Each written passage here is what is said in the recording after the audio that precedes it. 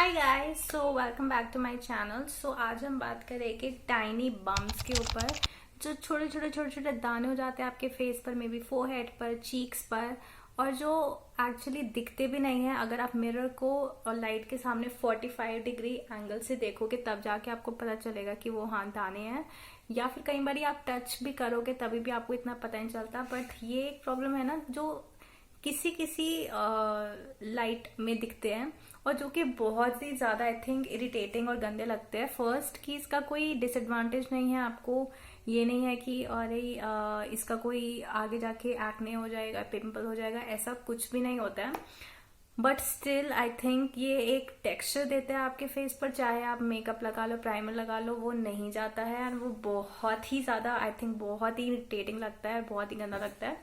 So I will tell you some of the ways जिससे कि आप ये प्रॉब्लम से रिलीफ पा सकते हैं। So without any further delay let's get started. Number 1 is to simplify your skin care. आप जितने ज्यादा स्टेप्स आपके स्किन केयर में हो गए उतने ज्यादा चांसेस है आपको पता ही नहीं चलेगा किससे क्या हो रहा है। So the first thing is to just remove all of the excess products. आपको क्या क्या यूज करना है, सिर्फ और सिर्फ cleanser and moisturizer and sunscreen if you are going directly in the sun. But अगर आप घर पे आई फील लाइक सनस्क्रीन आप स्किप कर सकते हो, बिकॉज सनस्क्रीन में चांसेस है कि आपको टाइनी बम्स हो सकते हैं। सो आप क्लेंजर कौन सा यूज करोगे, जेंटल क्लेंजर, जिससे कि इतना ज्यादा फोम ना हो। अगर आपकी बहुत ऑयली स्किन है तब आप यूज कर सकते हो थोड़ा सा फोमिंग क्लेंजर। बट अगेन उसमें पैराबेंस, फ्रेग्रेंस नहीं होना चाहिए, बिकॉज फ्रेग्रेंस से भी आपकी स्किन में रिएक्शंस हो सकते हैं। सो आपको जितना ज्यादा केयरफुल हो सकते हो आपको होना है। तो जेंटल क्लेंजर और moisturizer according to your skin type, and that is it. आपको ज्यादा से ज्यादा आपकी स्किन केयर में बहुत ही सिंपल प्रोडक्ट्स होने चाहिए। आपको टोनर की जरूरत नहीं है, एसेंस की जरूरत नहीं है, सीरम्स की जरूरत नहीं है। उस दौरान आप ठीक है सिंप्लीफाई करना है। Simple cleanser and moisturiser, sunscreen अगर आप डायरेक्ट सनलाइट में जा रहे हो, अगर आप घर पर हो या फिर आपको नॉर्मल इतना ज्यादा काम नहीं है डायरेक्ट सनलाइट का, तो आप आई थिंक सनस्क्रीन उस टाइम पीरियड के लिए स्किप कर सकते हो, because as I told you say maybe chances है।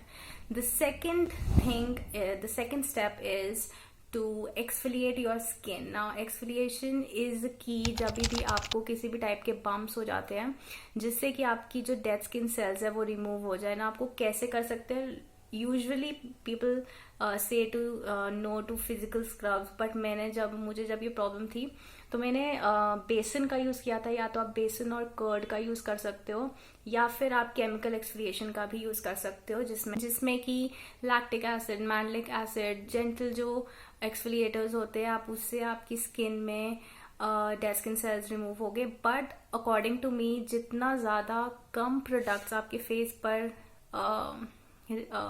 कांटेक्ट में आएंगे उतना ही बेटर है। लाइक चांसेस है कि यार कोई जो सीरम आप यूज कर रहे हो या फिर कोई जो एक्सफोलिएटर आप यूज कर रहे हो उससे आपको आपकी स्किन में कोई रिएक्शन हो रहा है। सो अगर हो सकता है तो आई feel like go with exfoliators. आजकल वॉश ऑफ वाले भी आ रहे हैं, just apply it for 15 minutes and just wash it of, right. So but it's okay, आप PHAs भी यूज कर सकते हो जो कि बहुत ज्यादा जेंटल होते हैं।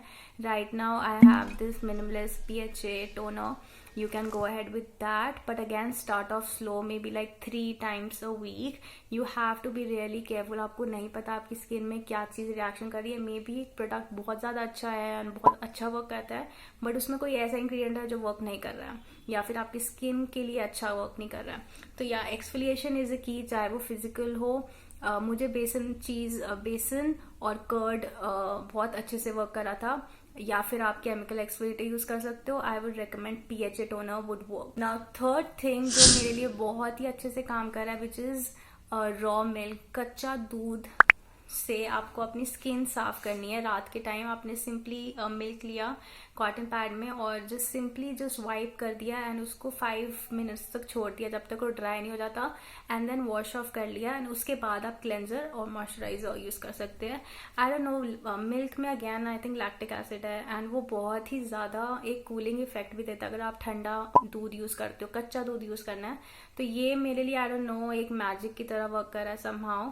सो यू कैन ट्राई, इसमें कोई बुराई नहीं है, आज इसके कोई साइड इफेक्ट्स भी नहीं है। Moving to number 4 is to include salicylic acid in your skin care उस टाइम पर, बिकॉज सैलिसिलिक एसिड ना एक BHA है जिससे कि आपकी स्किन में वो अंदर से जाकर ऑयल और गंक वगैरह सब निकाल देगा। चाहे वो आप क्लेंजर में यूज कर लीजिए जैसे कि सैलिसिलिक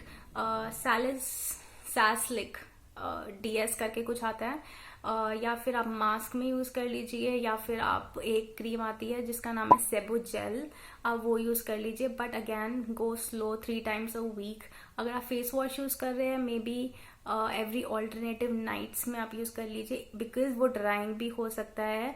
और इस टाइम पे आपको स्किन के लिए बहुत ही ज्यादा केयरफुल और बहुत ही ज्यादा इतना ज्यादा एकदम से प्रेशर नहीं करना है, ठीक है। ये बहुत इंपॉर्टेंट है, सैलिसिलिक एसिड आपकी जरूर मदद करेगा। और इसके साथ साथ आप नाइसिनामाइड भी यूज कर सकते हो, लाइक नाइसिनामाइड के सीरम्स आ रहे हैं आजकल, so you can just apply niacinamide as well.